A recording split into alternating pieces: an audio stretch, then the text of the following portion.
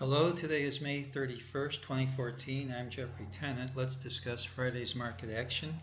At Thursday's close, I said there was a mejt target of 1914.15. I said the risk of failure was increased. It did fail, but it should print at some time.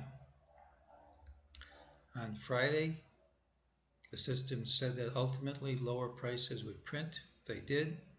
The system said the drop would not stick. It didn't. It now says this rally won't stick and gives us a target of 1919.05.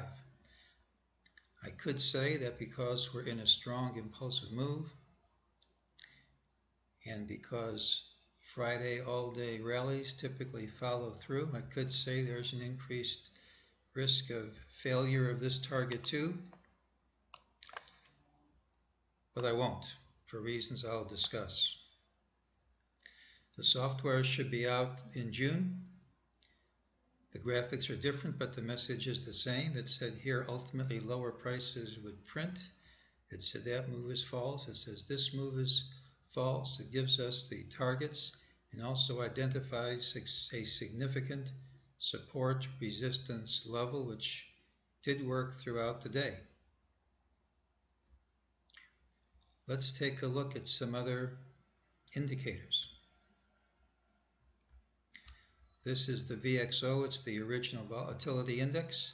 It measures the premium retail customers are willing to pay to buy puts.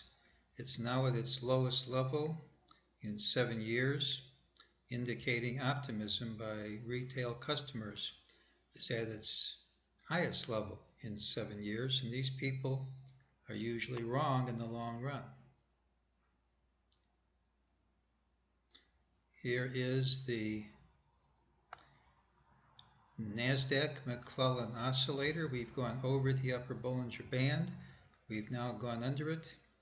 In the past, that usually means we don't have to wait long to see lower prices. Well, what's going to happen Monday and what's going to happen later in the week, later in the month too? We had a sell signal on the 65-minute chart. It did not work. We have violated the stop loss, but not by much.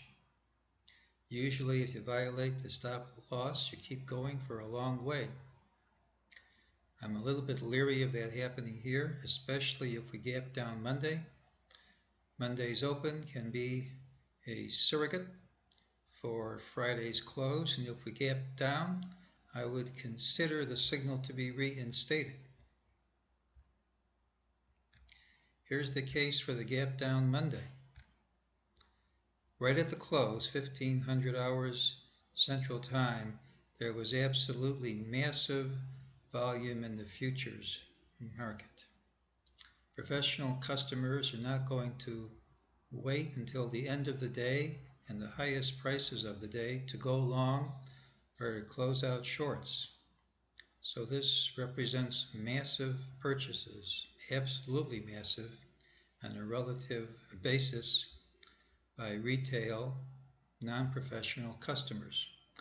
Note that this move up was immediately reversed after the close, and note that the futures in the June contract trade pretty much equivalent to the cash price, and even with all this purchasing, we could not reach a fair value for the contract.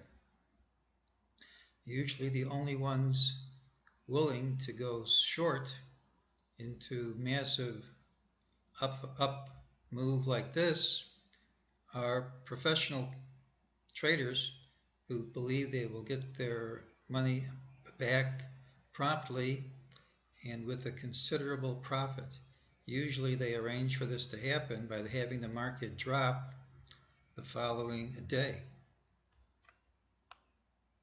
right at the open with a gap down. Here is a monthly chart. The green symbols represent Tom DeMark's combo indicator. This is a pattern which has been going on for For well over a year, actually I think it's about a year and a half now, we have 12 bars, and when the 13th prints, we have a sell signal. And if this took months to create, it's typical for it to create months of drop on the downside. It doesn't have to go to completion, but usually it does. It can finish early with the last bar, but it doesn't mean it will. So it's not a pinpoint indicator. If we go higher at all, though, we will get a sell signal sometime in June. That's a monthly indicator. Here's a weekly chart. We have 12 bars on the combo cell and 11 on the sequential cell. Any higher print next week will give us bar 13 of the combo, and if we keep rallying into the week after, we should get bar 13 on the sequential, putting it in alignment with the monthly indicators.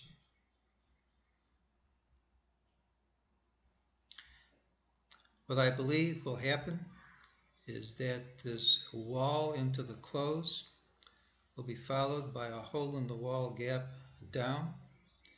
I think we'll have the 1919.05 price print and probably the 1914.15 price print before long.